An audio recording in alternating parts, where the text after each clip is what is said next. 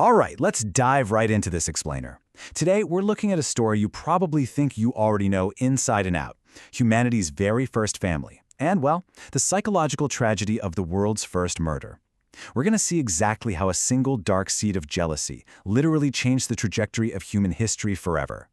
But to truly grasp the sheer, heavy weight of Cain's story, you've got to mentally step back in time.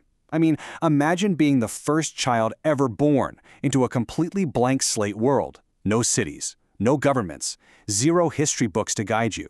Human civilization is in its absolute infancy. You're basically paving the way for the entire human experience, growing up right alongside your younger brother Abel with absolutely no precedent for how life is actually supposed to work. So naturally, as they grow up, the two brothers take completely different paths. Cain becomes the first ever farmer, working the soil, figuring out agriculture. Meanwhile, Abel goes a totally different route and becomes a shepherd, tending to the flock. Now at this point, everything seems perfectly peaceful. There's literally no reason to suspect this ends in tragedy. But these differing paths are perfectly setting the stage for a massive, unforeseen conflict between the farmer and the shepherd. Then, we hit the pivotal moment, the offering. Both brothers bring the fruits of their labor to God. Cain brings some produce from the ground, and Abel brings the absolute best, choicest portions from his flock. But only Abel's offering gets favored. Why? Well, the text doesn't actually spell it out for us.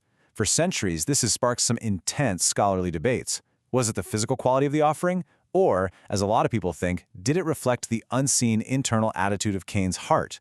Whatever the actual reason, Cain was deeply, deeply upset by this. But before anything violent actually goes down, God steps in with this incredibly profound warning. He says sin is crouching at your door. It desires to have you, but you must rule over it.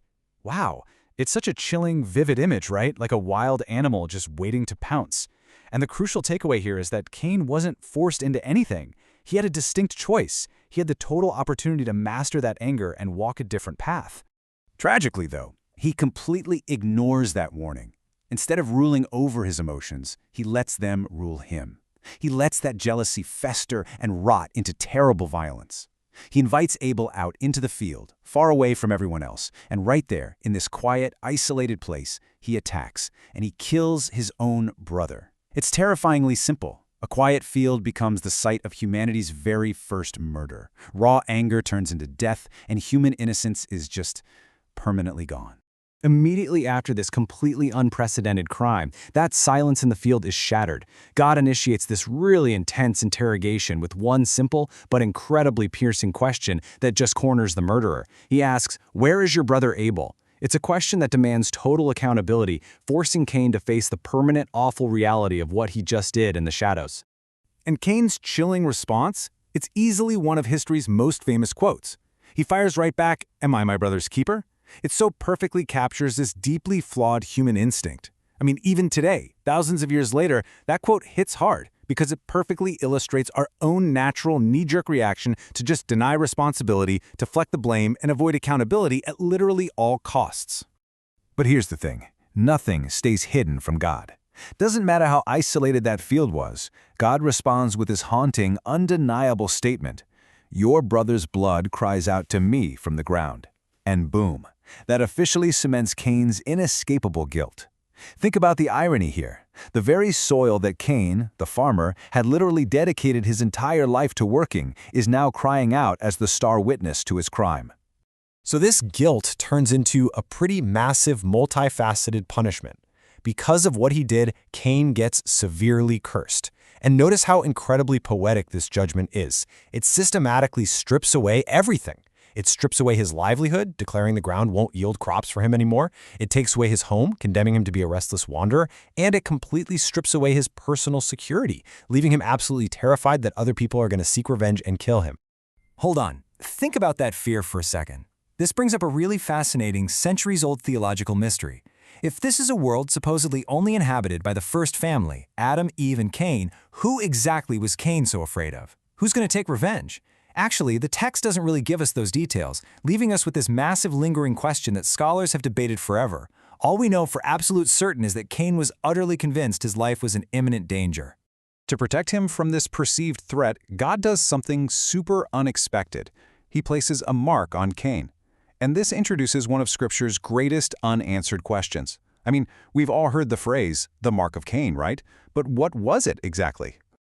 The honest truth? We really don't know. Was it a physical brand on his skin? Was it, just symbolic? Or maybe something entirely spiritual? While the actual mechanics of it remain a total mystery, the purpose of the mark is crystal clear. It served as this permanent, really complex sign. It was strict divine judgment, meaning he had to live with the consequences of his actions every single day, but also sparing mercy, ensuring his life would actually be protected from the people he feared. So, cast out from absolutely everything he knew and separated from God's presence, Cain becomes exactly what was decreed, a wanderer. He packs up and settles down in the land of Nod, over on the east side of Eden. It's a place totally defined by his exile, but this is also where his story takes a really unexpected and historically huge turn.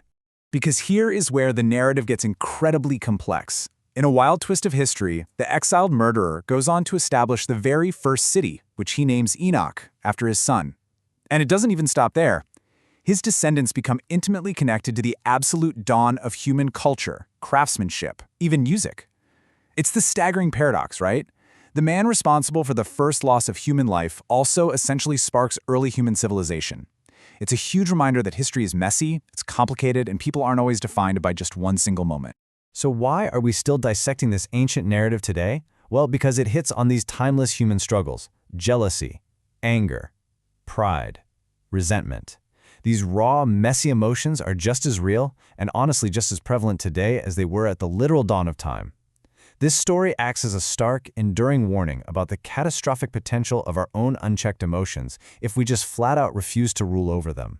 When you zoom out and look at the timeline, the big picture highlights something truly astounding. Look at how rapidly humanity evolved here.